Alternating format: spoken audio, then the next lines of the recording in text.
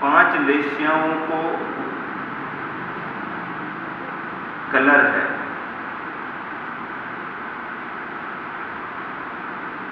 छठवीं लेस्या को भी कलर है, लेकिन शुक्ल है, सफेद है। शुभ्र शुक्ल सफेद कलर अपने आप में विशिष्ट कलर है। सफेद कलर पर दूसरे रंग से लिखा जाए तो दिख जाता है, और सफेद पर सफेद से लिखा जाए तो दिखता नहीं।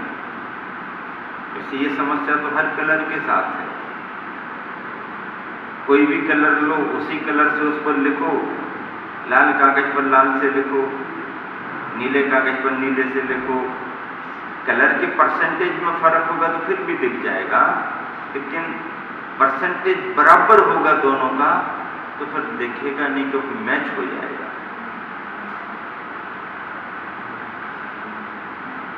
शुक्ल लेस्या एक ऐसी लेस्या है कि जिसमें लिखा गया भी लिखा गया जैसा नहीं रहता, और उस लिखे गए को पढ़ना जैसा भी लगता नहीं। चिंतन है, विचार है, श्वेत पत्र पर, श्वेत पत्र पे श्वेत स्याही से कुछ लिखा सो पढ़ो,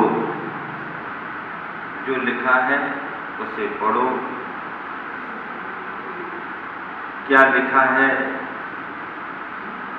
पढ़ना कठिन है, सफेद पर सफेद से लिखना भी कठिन है, पर अनुभव से यह भी संभव है। अगला हाइकू है गुरुदेव का। हम अधिक पढ़े लिखे हैं, कम समझदार।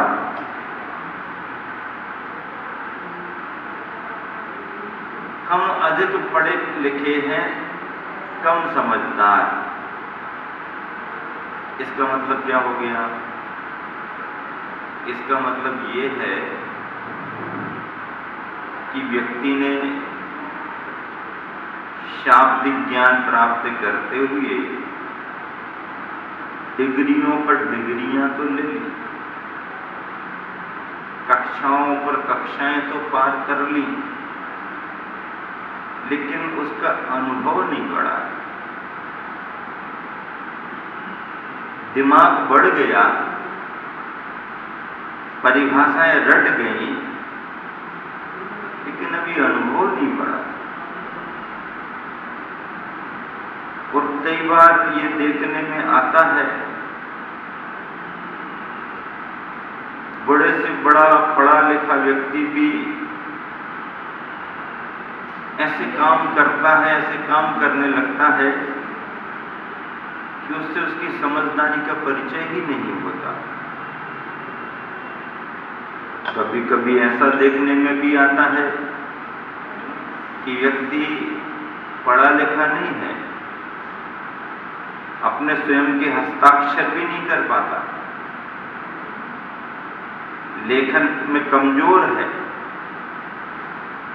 अंक और अक्षर का ज्ञान उसको नहीं है, लेकिन उसके कार्यों को देखते हैं, कार्य करने की पद्धति को देखते हैं, तो ऐसा लगता है बड़े बड़े पढ़े लिखे भी उसके सामने फेल हैं। हाँ, फेल जैसे दिखते हैं। शिक्षा के क्षेत्र में उसने कुछ भी क्लासें पास नहीं की, लेकिन वातावरण से सीखते हुए, प्रकृति और परिवार से सीखते हुए, अपने आप के अनुभव से सीखते हुए उसने इतना प्राप्त कर लिया कि वह बिना पढ़ा लिखा आदमी भी समझदार दिखने लगता है।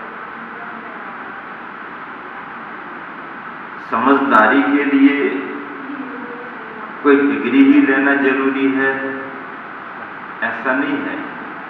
अन्यथा दुनिया में जितनी समझदारी थी वो सब डिग्री वालों के पास पहुंच जाती, और बिना डिग्री वालों के पास कुछ भी नहीं रहता।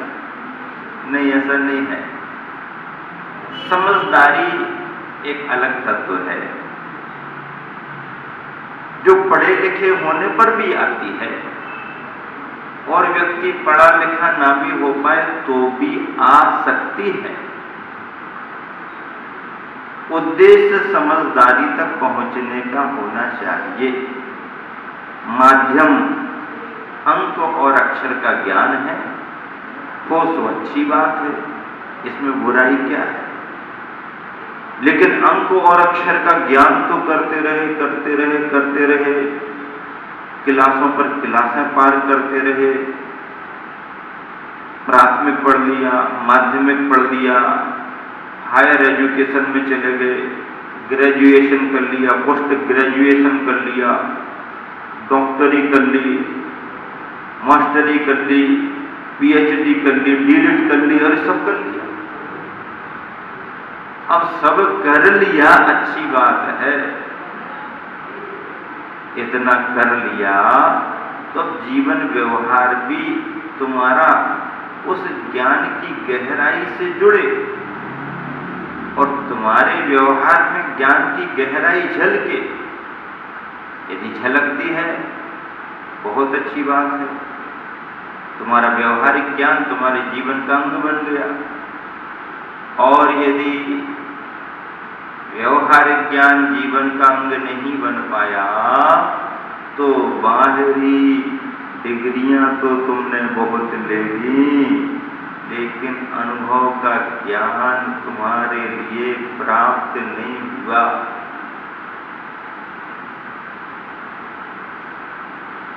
इसलिए गुरुदेव लिख रहे हैं, हम अधिक पढ़े लिखे हैं, समझदार कम। क्यों लिखना पड़ा ऐसा? क्योंकि ये विसंगति गुरुदेव को दिखी होगी, और विसंगति दिखी है तभी ये पंक्तियां लिखी गई हैं। बड़े लिखे तो अधिक हो गए, कम समझदार हैं, मामला बिगड़ जाएगा। पहले के जमाने में शिक्षा के साधन नहीं थे, वातावरण नहीं था, तो डिग्रियां तो लोगों के पास कम रही, लेकिन उन्होंने परिवार से, गुरुओं से, समाज में रहकर के जो भी सीखा उससे उनकी समझदारी बढ़ती गई।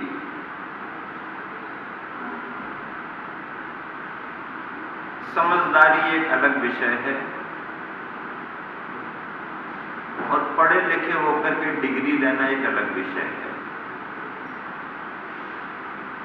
पुराने जमाने में रहीम, कबीर, तुलसी, मीरा, ज्ञानत राय, भूदरदास जैसे कवि और विद्वान शिक्षा के क्षेत्र में कोई बड़ी डिग्रियां नहीं, लेकिन उन्होंने अपने अनुभव से जो सीखा समझा, तो आज उनके लिखे गए साहित्य पर, दोहों पर, भजनों पर बड़े बड़े विद्यार्थी पीएचडियां कर रहे हैं, पीएचडियां कर रहे हैं। मतलब ये है कि पहले के लोग पढ़े लिखे कम और समझदार अधिक होते थे, और आज के लोग पढ़े लिखे ज्यादा लेकिन समझदार कम दिख रहे हैं। गुरुदेव ने इसीलिए लिखा कि हम अधिक पढ़े लिखे हैं, कम समझदार, और जो समझदार नहीं है वो मझधार में है। समझदार है तो मझदार से पार है, और समझदार नहीं है तो मझधार में है। मझधार में नहीं रहना है, इसलिए समझदारी की जरूरत है। और ऐसी समझदारी हमारे को प्राप्त हो जो हमें इस संसार के सागर की मझधार, नदी की मझधार से पार करा दे। पढ़ने लिखने का अपना एक तंत्र है। पढ़ने लिखने से ज्ञान बढ़ता है। ज्ञान नए नए सोच को देता है, नई नई कल्पनाओं को देता है। नई नई कल्पनाएं नए नए निर्माण करती हैं, और नए नए निर्माण से इंसान महान से महान बनता है। तो ज्ञान हम सबको महान तो बनाता है, सीखना बहुत जरूरी है। क्योंकि जो भी निर्माण किए जाते हैं एक पढ़े लिखे व्यक्ति के द्वारा समझदारी से किए जाने वाले कार्यों से निर्माण होते हैं। व्यक्तिगत रूप से अपने जीवन का निर्माण करना, परिवार का निर्माण करना, समाज का निर्माण करना, अपने नगर, प्रदेश और देश का निर्माण करना, इन सब के लिए ज्ञान विज्ञान की जरूरत है। और पढ़ा लिखा व्यक्ति इन कार्यों को आसानी से कर सकता है, और उस पढ़े लिखे व्यक्ति को भी समझदारी से काम करने की जरूरत पड़ेगी। फार्मूला ये बना है कि चाहे व्यक्ति पढ़ा लिखा हो आधुनिक शिक्षा के रूप में, और चाहे आधुनिक शिक्षा में कोई डिग्री ना भी ले पाया हो, पर यदि उसके पास में समझदारी है, सूझबूझ है, तो अपने कार्य को आसानी से कर सकता है। इसी उद्देश्य को लेकर के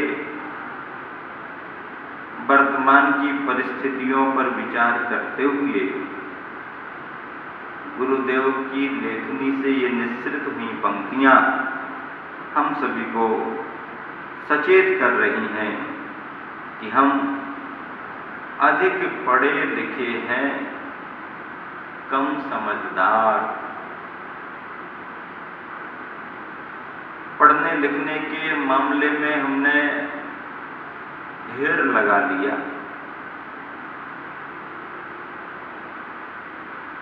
लेकिन तदयोग्य जो हमारी योग्यता बढ़नी चाहिए, अनुभव के आधार पर जो समझदारी आनी चाहिए, वो यदि नहीं आई तो फिर हमारे जीवन में विसंगति आ जाती है, विसंगति आती है। ऐसी विसंगति को दूर करने के लिए गुणी जनों से, गुरुओं से व्यवहारिक ज्ञान की शिक्षा ली जाती है, और गुणी जनों से, गुरुओं से जो शिक्षा प्राप्त होती है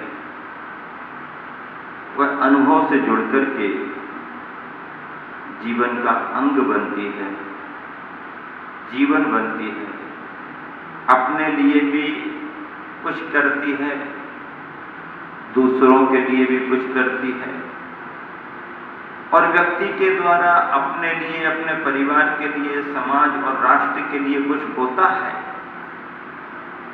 वह व्यक्ति इस धरती पर बहुत महत्वपूर्ण माना जाता है।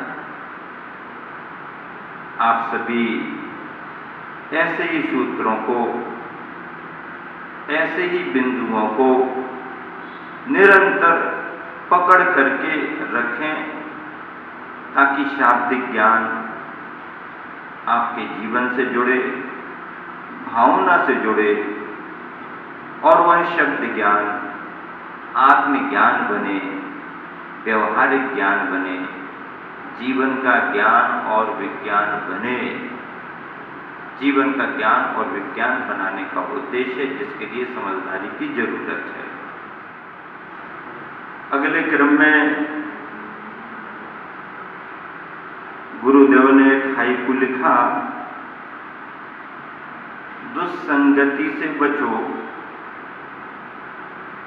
सत्संगति में रहो ना रहो।